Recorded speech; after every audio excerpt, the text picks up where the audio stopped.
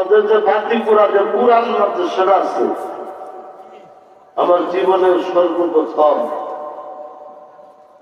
আমি এই মাদ্রাসা সবার মাইক সামনে নিয়ে আমি কথা বলেছি। আমার জীবনের সর্বপ্রথম ওয়াজ করেছিলাম এই বাতিপুরা মাদ্রাসায়। ওই সভার মধ্যে সভাপতি ছিলেন বালিয়া মাদ্রাসার মুফতি উসমান গনি সাহেব, সবাই বলেন রহমতুল্লাহ আলাইহি। ওই যে দারুল উলুম দেওবন্দ মাদ্রাসা থেকে আলেম ছিলেন, মুফতি ছিলেন।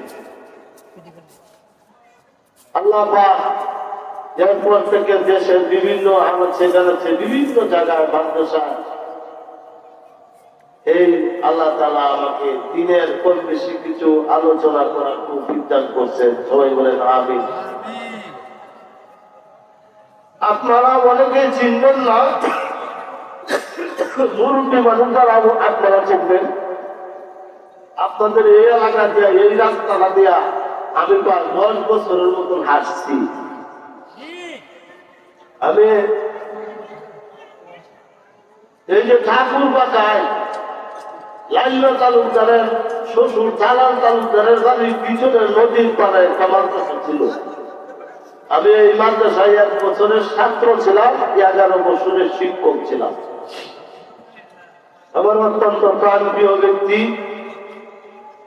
বিভিন্ন সভায় ওনার সামনে আমি আলোচনা করে থাকি। হযরত মাওলানা মতিউর রহমান সাহেব রহমাতুল্লাহ আলাইহি। আমি অনেক সময় ওই যে পাঁচতলা হয়ে দিকটা রাস্তা হয়ে বটখালি হয়ে কিন্তু আসতাম।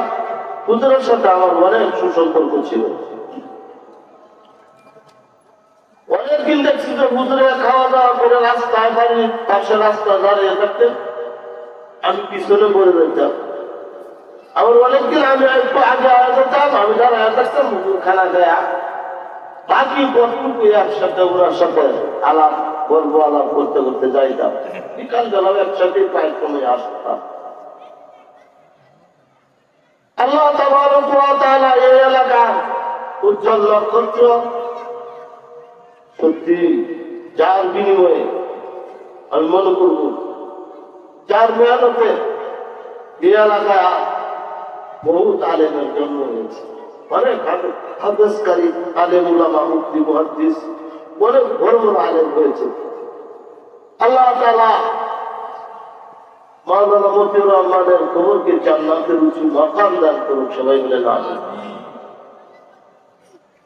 আলহামদুলিল্লাহ, ওনাদের নাতিন আমার সহচর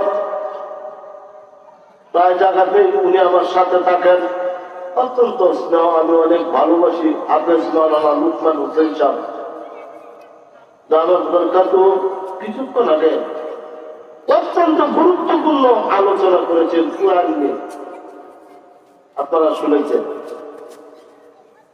আসলে ভাই, আমাদের মুসলমানদের মূল বিষয় কি কোরআন না?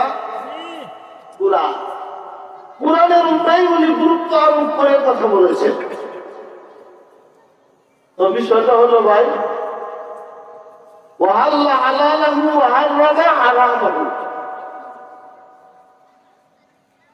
হালালকে হালাল আর হারামকে হারাম জানিয়া দুই জায়গায়। এটা হলো হালালকে হালাল, হারামকে হারাম জানিয়া মানিয়া। কি ভাই? জানিয়া মানিয়া। ওয়াহাল্লা হালালাহু ওয়া হারামা হারামাহু। আমরা মুসলমান, আমরা কয় আল্লাহ বিশ্বাসী, আল্লাহ আমাদের নবী এক মুহাম্মাদুর রাসূলুল্লাহ সাল্লাল্লাহু আলাইহি ওয়াসাল্লাম। আমাদের নবীর উপরে অবতীর্ণ হয়েছে কি? কুরআন। আর এই আল্লাহ রাসূল বলেছেন ওয়াহাল্লা হালালাহু ওয়া হারামা হারামাহু।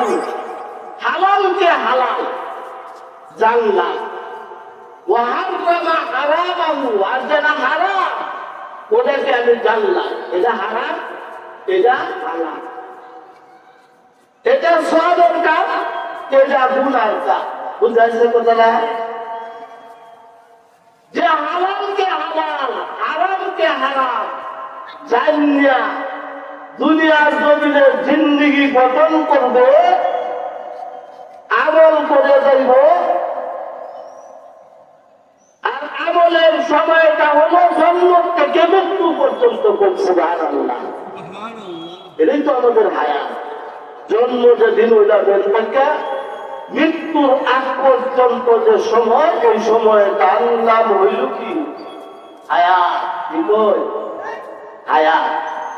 আর আস্তে আস্তে যখন আমরা বড় হইয়া শিশুর থেকে কিশোরী, আল্লাহর হুকুম, কোরআনের হুকুম আমাদের উপরে আসবো। আল্লাহ হালালাহু ওয়া হারামা হারামাহু, কোনটা হালাল কোনটা হারাম, এটা দেখতে দেখতে বাচ্চা বাচ্চা হালাল কাজ করবো, হারাম কাজ বাদ দেবো। কথা ঠিক কিনা? এই আমলটা যদি আমরা দুনিয়ার জমিনে তৈরি করে আমরা যদি কবর পর্যন্ত যাইতে পারি, ফাদাখালাল জান্নাহ। সুবহানাল্লাহ। এই লোকটা মরার পরে তার জায়গা হইবে কোথায়? জান্নাতে। সুবহানাল্লাহ। ও আমার ভাইয়েরা, বন্ধুরা, এই জন্যই কিছুক্ষণ আগে আমার সহচর, আমার অত্যন্ত স্নেহভাজন আমার মৌলানা লুকমান হোসেন সাহেব কুরআনের ও হাদিসের আলোকে অত্যন্ত গুরুত্বপূর্ণ কুরআন নিয়েই উনি কথা বলেছেন। কি কথা? এখন আমাদের বাকি কি জানেন? আমলের বাকি। বুড়া হইতেছি, জল হইতেছি, মৃত্যু তো সবার লেগে আছে নাকি? মৃত্যুর তো কোন সিরিয়াল নাই, না আছে?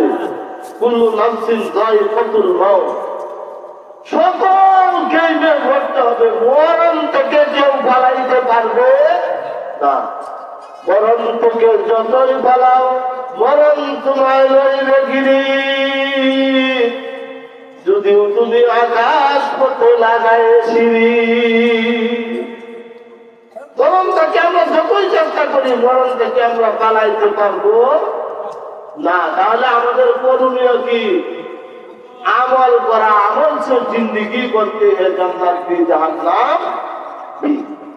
আমল করব, ভালো কাজ করব, আল্লাহ তাবারক ওয়া তাআলা আপনার আমার নামায়ে আমলের মধ্যে নেকটা ভরে দিবেন। সুবহানাল্লাহ। আর কাম করব খারাপ, কি করলাম? কাম করব খারাপ, অর্থাৎ গুনার কাম করলাম। খাতার মধ্যে খালি থাকবো কি? 16 নম্বর, 16 গুনালে থাকবো। এটা করবান কুত্তামি, আশা করবান বেহেশত হবে যা হবে না। তাহলে কি করতে হবে? দুনিয়াতে একটা ভালো কাজ করতে হবে। ইয়াউমা লা ইয়ানফাউ মালুন ওয়ালা বানুন ইল্লা মান আতাল্লাহা বিকলবিন সালিম। সুবহানাল্লাহ। আমরা এই দুনিয়ার পরেশানির জন্য মাথার দাম পাতালে ফেলাই, তার জন্য, সন্তানের জন্য না। ধন সম্পদ দুনিয়ার জন্য আমরা কামাই করি, এর জন্য, সুখে থাকার জন্য না, কিন্তু আরামে সুখে থাকতে হবে এদের জন্য তো। কিন্তু এগুলি মরার পরে কোনো কাজে লাগবে না। কেন কাজে লাগবে না? কেন? এই মাল, যে মাল আমি কামাই করছি, ওই মাল না যদি কিভাবে কামাই করলাম, কি সুরতে কামাই করলাম, ডাকাতি করে কামাই করলাম, চুরি করে কামাই করলাম, আরেকজনের মাথা কাটতে কামাই করলাম, আরেকজনের মাথায় কামাই করলাম না, হালাল ব্যবসা করিয়া হালাল ভাবে আমি জমিনে কাজ করে কামাই করলাম, না ইয়ানফাউ মালুন ওয়ালা বানুন। সন্তানাদি বের করলাম, সন্তানাদির জন্ম দিলাম, সন্তানাদি আমি পারলাম। ওই সন্তানাদি কিভাবে করলাম, কি কামাইয়া করলাম? চুরির টাকা দেয়া, ডাকাতির টাকা দেয়া, না কিভাবে? তাকে কি শিক্ষা দিলাম? কোরআন শিক্ষা দিলাম, সভ্যতা শিক্ষা দিলাম, ভদ্রতা শিক্ষা দিলাম, না চুর টাকায় বদমাইশ তুচ্ছা বানাইলাম? কথা ঠিক কিনা?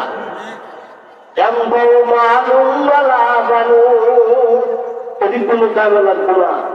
যদি আমার রিজেক্ট আমার ধন সম্পদ যদি হালাল ভাবে উপার্জিত না করে থাকি, সন্তান যেহেতু ভালো শিক্ষা দেওয়া ভালো আদর্শ মানুষ না বানায় থাকি, মরার পরে এগুলি কোনো কাজে লাগবে লাগবে না। মান আতাল্লাহ বিকলবিন সালিম, একটু কাজে লাগবে। এটা কোনটা জানো? মরার পরে এই দুনিয়ার জমিনে চলন্ত অবস্থায় আপনার আমার অন্তরটা যদি সাদা মাটা থাকে, তাহলে এই অবস্থা সাদা মানুষ সুজা মানুষ সিধা করতে আছে, ভালো মানুষ কত টেরন না ব্যাকল চলবে, সিধা মানুষ আসে না। এক ভাই টেরন আর এক ভাই ব্যাকল না, খালি কথা আর ব্যাকল হয় না। এটা হইল অন্তর সাদা মানুষ।